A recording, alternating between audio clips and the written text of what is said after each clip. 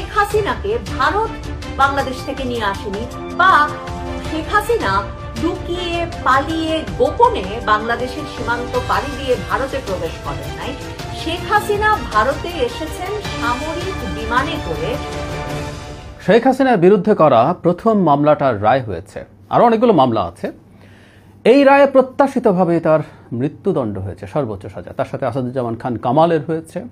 আসসালামু আলাইকুম ভিউয়ার্স, দেশ ও দেশের বাহির থেকে যারা আমার ভিডিওটি প্লে করেছেন জানাচ্ছি আন্তরিক শুভেচ্ছা অভিনন্দন। আশা করি সবাই ভালো আছেন, সুস্থ আছেন, আলহামদুলিল্লাহ। তো ভিউয়ার্স, ফ্যাসিস্ট শেখ হাসিনার মৃত্যুদণ্ড রায়কে কেন্দ্র করে সারা বাংলাদেশ ব্যাপক উত্তপ্ততা ছড়িয়ে পড়েছে। শুধু এই বাংলাদেশ নয়, বরং পার্শ্ববর্তী ভারতবর্ষেও ব্যাপকভাবে তোলপাড় চলছে। নরেন্দ্র মোদীর স্ট্যাটাসকে ঘিরে ব্যাপক আন্দোলনও শুরু হয়ে গিয়েছে। অটোমেটিক্যালি ভারতীয় বিভিন্ন মিডিয়ায় এই পলাতক আওয়ামী লীগের ঊর্ধ্বতন নেতা কর্মীরা, এমপি মন্ত্রীরা সরাসরি প্রকাশ্যে এসে তারা এই ব্যাপারে বিবৃতি জানিয়েছেন। আসুন কি ঘটতে যাচ্ছে ভারতবর্ষে শেখ হাসিনার রায়কে কেন্দ্র করে বিস্তারিত আপডেট রিপোর্টে। ভিডিওতে যাওয়ার আগে ছোট রিকোয়েস্ট করবো, যারা চ্যানেলটি সাবস্ক্রাইব করেননি সকল আপডেট সবার আগে জানতে অবশ্যই চ্যানেলটি সাবস্ক্রাইব করে পাশে রাখবেন। দর্শক আসুন স্ক্রিনে। শেখ হাসিনাকে ভারত বাংলাদেশ থেকে নিয়ে আসেনি, বা শেখ হাসিনা লুকিয়ে পালিয়ে গোপনে বাংলাদেশের সীমান্ত পাড়ি দিয়ে ভারতে প্রবেশ করেন নাই। শেখ হাসিনা ভারতে এসেছেন সামরিক বিমানে করে, এবং সামরিক বিমানে করে শেখ হাসিনা আসবার আগে বাংলাদেশে সেনাবাহিনীর সর্বোচ্চ স্তর থেকে এবং সরকারের সর্বোচ্চ পর্যায় থেকে ভারতের আকাশ সীমায় যাতে বাংলাদেশের সেনা বিমানটি ঢুকতে দেওয়া হয় সেই অনুমোদন নেওয়া হয়েছিল, এবং তার মাধ্যমে শেখ হাসিনা ভারতের হিন্ডন বিমানবন্দরে এসে অবতরণ করেন।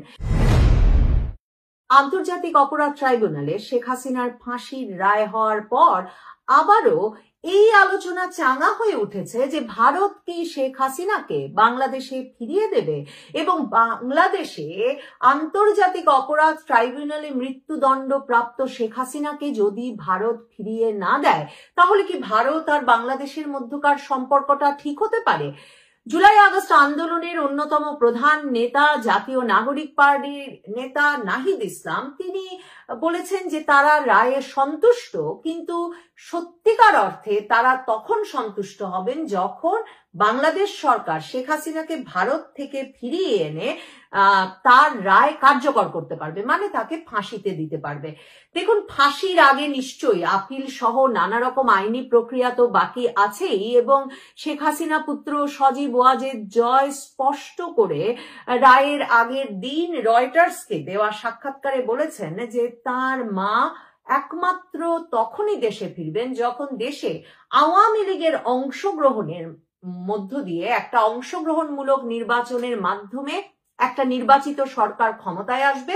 তখনই তারা দেশে ফিরে তার মায়ের বিচারের রায়ের বিরুদ্ধে আপিল করবেন বা আইনি প্রক্রিয়ায় সংযুক্ত হবেন। এর আগে তাদের এই বিচার প্রক্রিয়ায় যুক্ত হওয়ার কোনো ইচ্ছা নাই। শেখ হাসিনা এই আদালতকে ক্যাঙ্গারু কোর্ট এবং তার রাজনৈতিক প্রতিপক্ষদের সমন্বয়ে তাকে মৃত্যুদণ্ড দেওয়ার জন্য, তার পলিটিক্যাল অ্যাসাসিনেশন, তাকে রাজনৈতিকভাবে হত্যা করবার জন্যই গঠিত আদালত বলে চিহ্নিত করেছেন, এবং তিনিও আন্তর্জাতিক সংবাদ মাধ্যমের সঙ্গে সাম্প্রতিক সাক্ষাৎকারগুলোতে পরিষ্কার করে বলেছেন যে তিনি তখনই দেশে ফিরবেন যখন দেশে একটা নির্বাচিত সরকার থাকবে এবং বাংলাদেশের সংবিধান আবারও পুনঃপ্রতিষ্ঠিত হবে, বাংলাদেশের সাংবিধানিক বিধিবিধান মেনে চলার ধারায় ফিরে আসবে।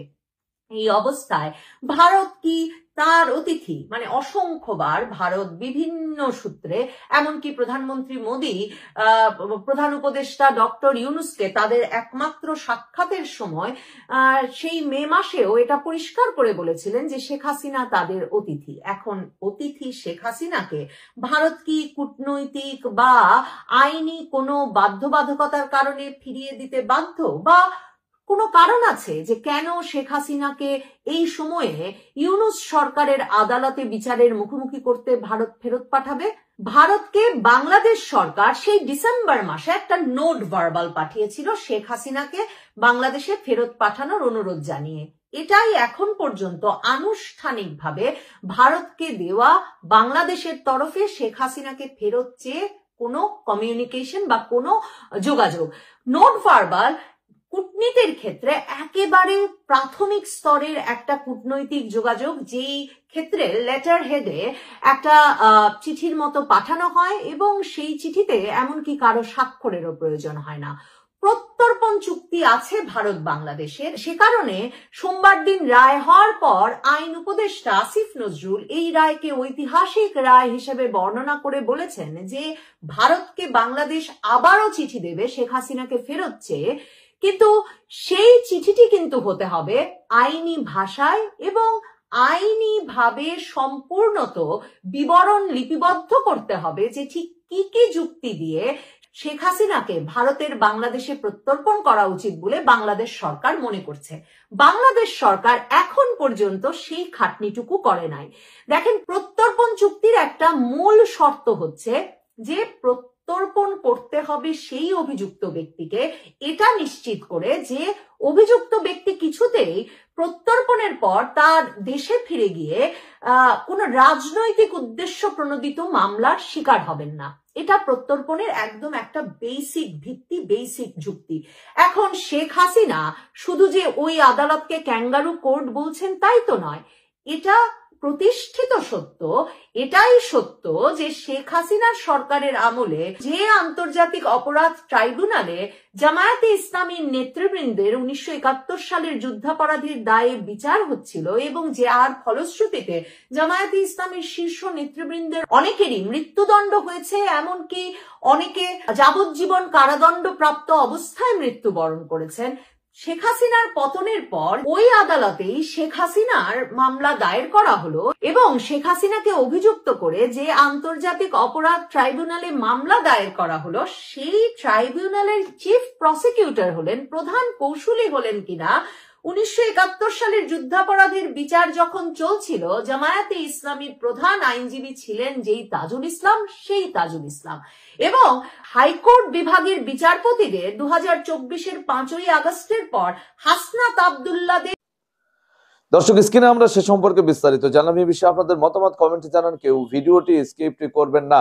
এবার মুখ খুলেছেন ওবায়দুল কাদের, সরাসরি ঘোষণা করছেন অন্তর্বর্তী সরকারের বিরুদ্ধে তাদের লড়াই বা যুদ্ধের কথা এবং বিগত ফ্যাসিস্ট শেখ হাসিনার আমলকে এবং তার প্রধানমন্ত্রিত্ব নিয়েও নানান ধরনের প্রশ্ন বা ইস্যু তুলেছেন। তিনি কি করবেন আগামী রাজনীতি মাঠে? তিনি কি আবারও ব্যাক করবেন নাকি আড়ালে থেকেই এভাবে ছাগলের মতো তারা লাইভে কথা বলবেন?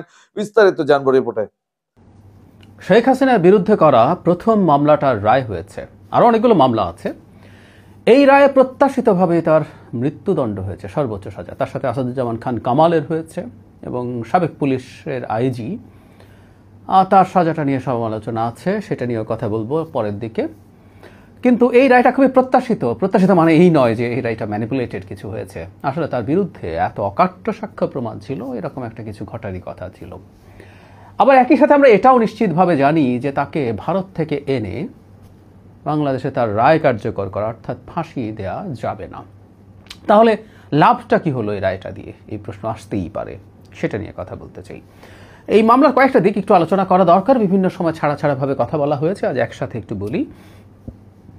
এই বিচারটাকে নিয়ে প্রাথমিকভাবে যদি বলি যে বেশ স্বচ্ছতার চেষ্টা হয়েছে। আমাদের যে আইসিটি আইন ছিল 1973 সালের, এটা শেখ হাসিনা একবার অ্যামেন্ড করেছেন, এরপরে আবার করা হয়েছে এবং এর মধ্যে খুবই গুরুত্বপূর্ণ কতগুলো, স্বচ্ছতার জন্য গুরুত্বপূর্ণ কতগুলো বিষয় ঢোকানো হয়েছে। এর মধ্যে হচ্ছে একটাকে আন্তর্জাতিক মানদণ্ডের সাথে ম্যাচ করানো হয়েছে।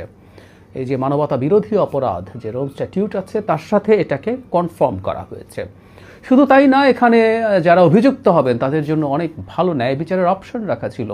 বিচার রেকর্ড করা, লাইভ করা, অপরাধী চাইলে বা অভিযুক্ত চাইলে বিদেশি লয়ার রাখা, পর্যবেক্ষক রাখা, অনেক কিছু হতে পারত। সো এই আইনটা খুবই স্বচ্ছ ছিল। দু একটা প্রশ্ন ছিল ইনফ্যাক্ট, সেটা হলো যিনি চিফ প্রসিকিউটর ছিলেন তিনি যেহেতু এই আইসিটিতেই একসময় জামাতের পক্ষে লড়াই করেছিলেন, সেই জন্য কিছু প্রশ্ন শুরু থেকে তোলার চেষ্টা করা হয়েছে। তারপরও মানে উনি তো আইনজীবী, উনি তো একটা পক্ষ নিয়ে করবেন, সেজন্য খুব বেশি জটিল বিষয় এটা না। কিন্তু দুটো ইস্যু নিয়ে অনেক বেশি উচ্চবাচ্য হতে পারে, বিশেষ করে ইন্টারন্যাশনালি। আমরা খেয়াল করেছি জাতিসংঘের মানবাধিকার হাই কমিশন এই ব্যাপারে যে স্টেটমেন্ট দিয়েছে, বিচারকে স্বাগত জানালেও এই দুটো ইস্যু ইনফ্যাক্ট তারা এখন না, তারা শেখ হাসিনার বিরুদ্ধে যখন তদন্ত করেছিলেন তখনও এই দুটো ইস্যুকে উল্লেখ করেছিলেন। ইন্টারন্যাশনাল স্ট্যান্ডার্ডে এই দুটো জিনিস ম্যাচ করে না। একটা হচ্ছে মৃত্যুদণ্ড থাকা, এটাকে তাও খানিকটা পার পাওয়া সম্ভব, কারণ বহু দেশে মৃত্যুদণ্ড এখনও আছে। কিন্তু আরেকটা ব্যাপার, এই ধরনের মারাত্মক অপরাধের বিচার, মানবতা বিরোধী অপরাধের মতো বিচার, যেখানে সর্বোচ্চ শাস্তি দেওয়া হয়েছে, সেখানে অনুপস্থিতিতে ইন অ্যাবসেন্সিয়া বিচার করা। ওই রিপোর্টেও তারা বলেছিলেন, এবারও তারা সেটা স্মরণ করিয়ে দিয়েছেন।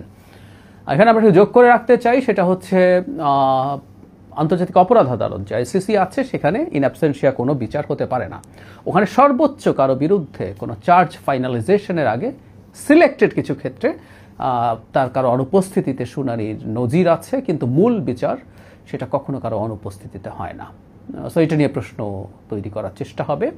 এবং আমি মনে করি এই বিচারের একটা জায়গায় বিতর্ক আসতে পারে, সেটা হচ্ছে এখানে একজন রাজসাক্ষী রাখা হয়েছে, সাবেক আইজিপিকে।